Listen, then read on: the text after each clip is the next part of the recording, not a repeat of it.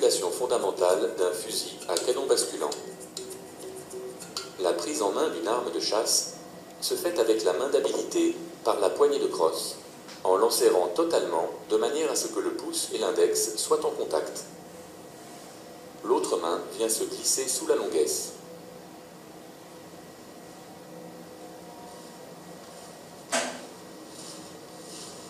Avant d'engager toute manipulation, il convient de définir une zone de sécurité qui ne doit présenter aucun danger visible ou prévisible. Attention, cet espace n'est pas figé. Il faut donc rester toujours vigilant. Positionnez ses pieds correctement. Pour un droitier, pied gauche en avant, en direction de la zone de sécurité. Recherchez un bon équilibre de son corps. Dirigez les canons vers le ciel afin de vérifier qu'ils ne sont pas obstrués. La fermeture du fusil se fait en baissant l'arme devant soi en direction de la zone de sécurité. Canon dirigé à 1 mètre environ devant les pieds.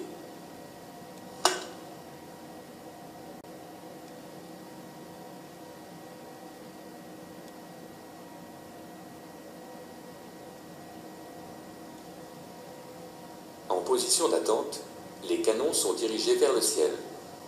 La main droite enserre totalement la poignée de crosse, la main gauche est positionnée sous la longuesse. Avant de baisser son arme, prendre en compte son environnement. L'ouverture de l'arme se fait également devant soi, canon vers le sol, à 1 mètre des pieds.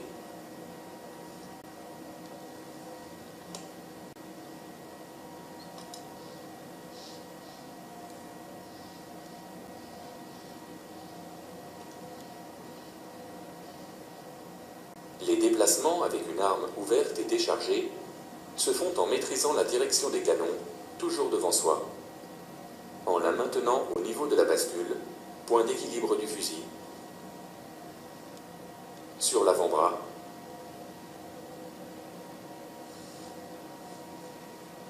ou sur l'épaule, en prenant bien soin que personne ne se trouve dans le périmètre de balayage de la crosse.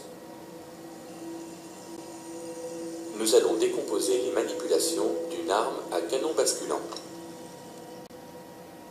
Pour la fermeture, maintenir fermement la poignée de crosse. Faire pivoter le fusil vers l'extérieur du corps, de façon à dégager la crosse du coude. La main gauche laisse tourner la longuesse et se positionne au-dessus des canons, assurant le blocage de l'arme.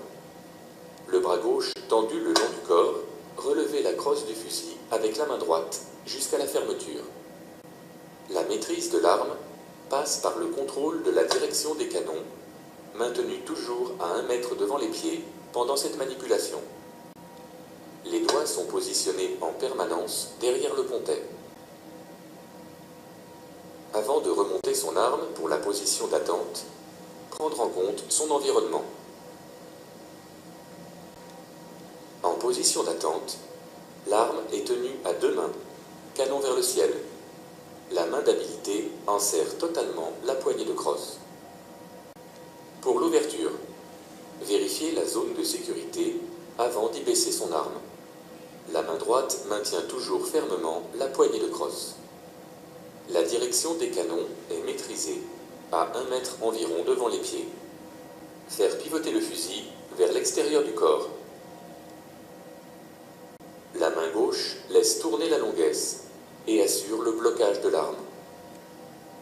La crosse est ainsi dégagée. La clé d'ouverture est alors actionnée par le pouce. Les autres doigts de la main restent bien positionnés derrière le pontet. Poussez la crosse pour l'ouverture.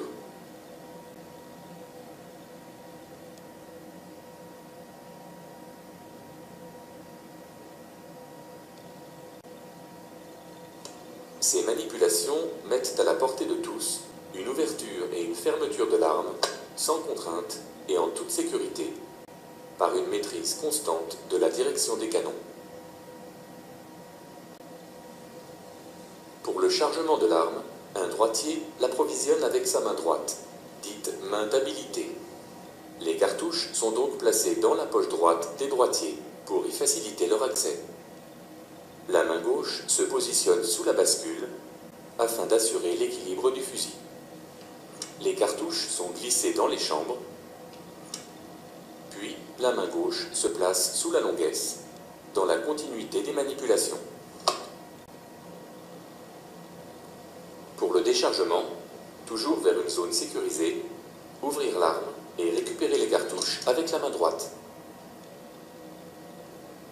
La main gauche est positionnée sous la bascule.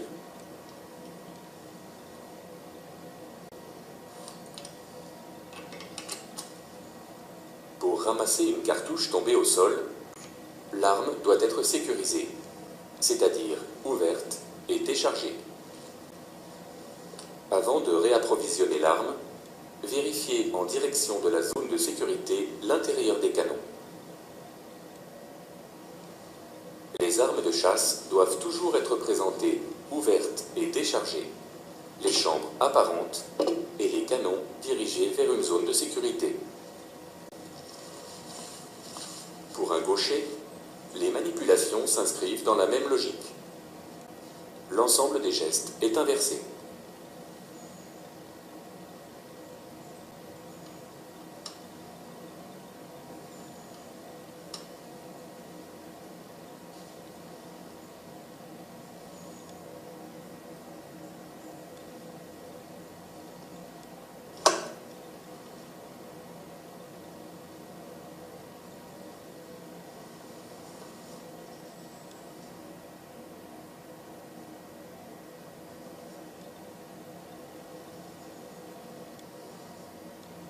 La seule modification notable se situe au niveau de l'action du pouce sur la clé d'ouverture.